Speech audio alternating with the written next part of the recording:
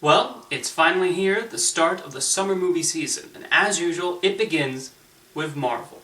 The latest entry in the Marvel Cinematic Universe has our heroes going against each other in Captain America: Civil War. Here's a clip. It's not the World Security Council, it's not S.H.I.E.L.D., it's not Hydra. No, but it's run by people with agendas, and agendas change. That's good.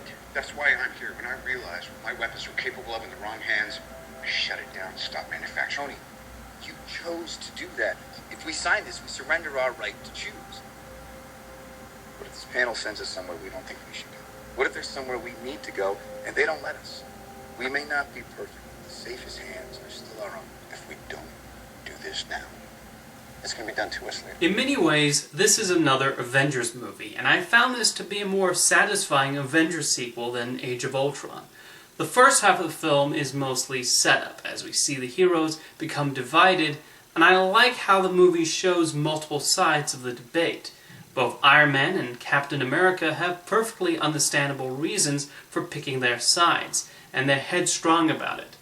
Then there are those heroes who are more in the middle and trying to figure out which side to choose, which makes it unpredictable how the alliances will form and who might switch sides before this is over. On the other hand, you have characters who only hear one side of the argument and just automatically side with that one. So I really liked the character dynamics portrayed in Civil War. The directors, Joe and Anthony Russo, had to give the appropriate time to all the heroes, and they succeed. Most of the action scenes are the standard car chases and fights, with a little bit of shaky cam unfortunately thrown in. However, the battle between the heroes in an empty airport is the highlight of the movie.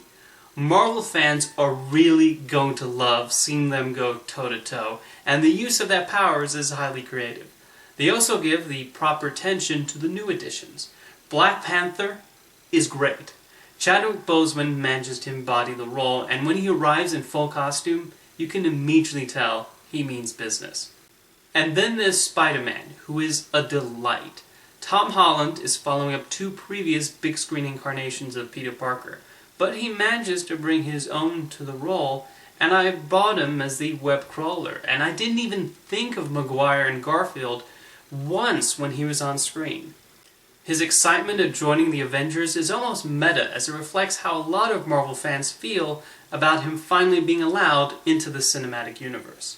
I've said before that I find the villains to be the weakest part of these Marvel films, and while the main antagonist is not necessarily great, it is kind of refreshing to see a villain in these films who's neither a businessman or a super powerful being.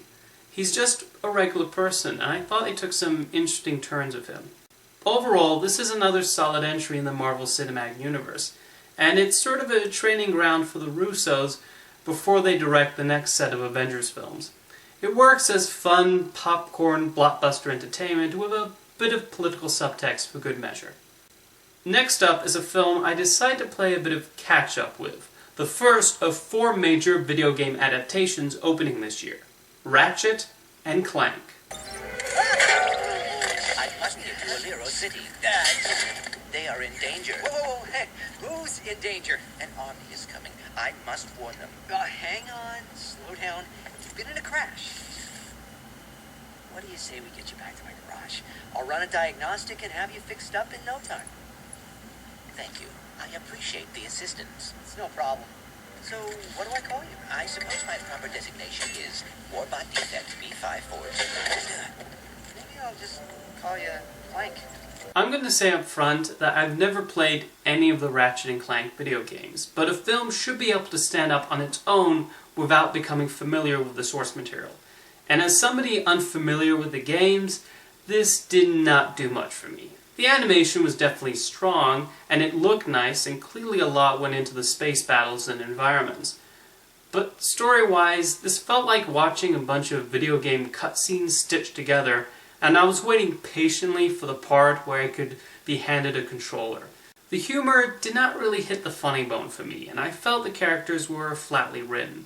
Ratchet was just your standard big dreamer, Drek was the typical villain bent on destroying the universe, Captain Quark got on my nerves, and almost everyone else just faded into the background.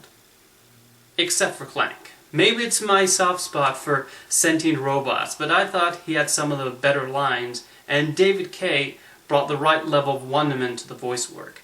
Otherwise, about an hour in, I just found myself just wanting to get the remaining space battles out of its system and wrap up already. Maybe for fans of the video game, this will be a satisfying addition to the franchise, but for somebody like myself hoping to be introduced to this world that PlayStation fans have been embracing for over a decade now, I was merely an outsider left out of the adventure.